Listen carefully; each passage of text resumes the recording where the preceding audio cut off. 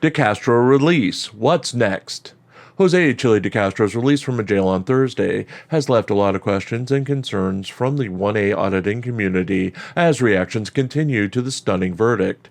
On Wednesday, Judge Michelle Levitt overturned DeCastro's convictions of obstructing an officer and interfering in a traffic stop from his March 2023 arrest in Las Vegas. Judge Levitt said that DeCastro had the right to film police on First Amendment grounds as her ruling to overturn the verdict. Levitt apparently was concerned that DeCastro was not properly told how far back the arresting officer wanted him to stand. She also threw out the interference charge as the officer let the driver involved in the traffic stop go, which ended the possibility of the interference charge as there was nothing for DeCastro to interfere in. Essentially, when the officer let the driver go, there was no more traffic stop, and he couldn't arrest DeCastro for interfering in something that no longer happened. Does this mean that DeCastro has carte blanche to walk through crime scenes, interrupt arrests, or anything else he has claimed the right to do as his superpowers for being a journalist? No, it does not. All crimes about interference and traffic stops are still in the books. All laws involving the press and access to crime scenes are in effect. DeCastro can't be stopped from filming interactions with police and public, but he must abide by the same rules as the normal press in the process.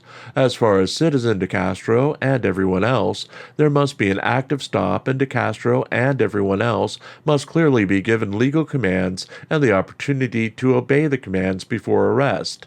There are no changes to that. As long as the cops play fair, DeCastro and everyone else must play under the same rules.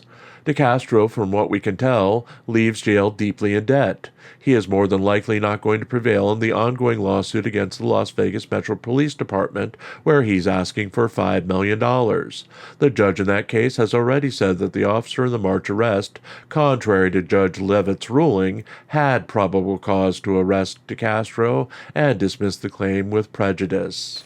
The claims in the case are now essentially down to the excessive force claim, which DeCastro has yet to show any proof of his injuries or that the LVMPD indeed used excessive force. Getting a payout from the state is improbable at best. That leaves GoFundMe, private donors, super chats, and campaigning for money.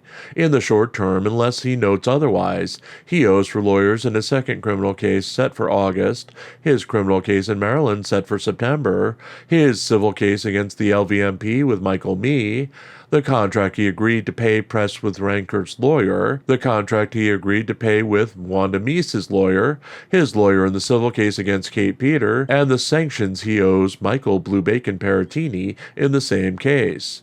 Trifold and cop card sales may not be enough to make up the difference. He's going to have to go big with donors and expand his YouTube presence in order to make up for what he owes. As far as retribution, he's already promised multiple lawsuits against everyone involved in the arrest and conviction. He already is suing the LVMPD in federal court.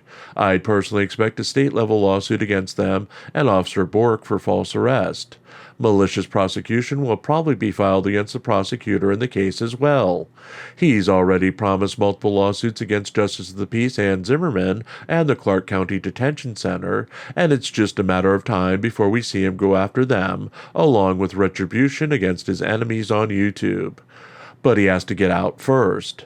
His first YouTube video, expected for tonight, will set the stage for what is to come and how far he'll need to go to get back on his feet. Giddy up.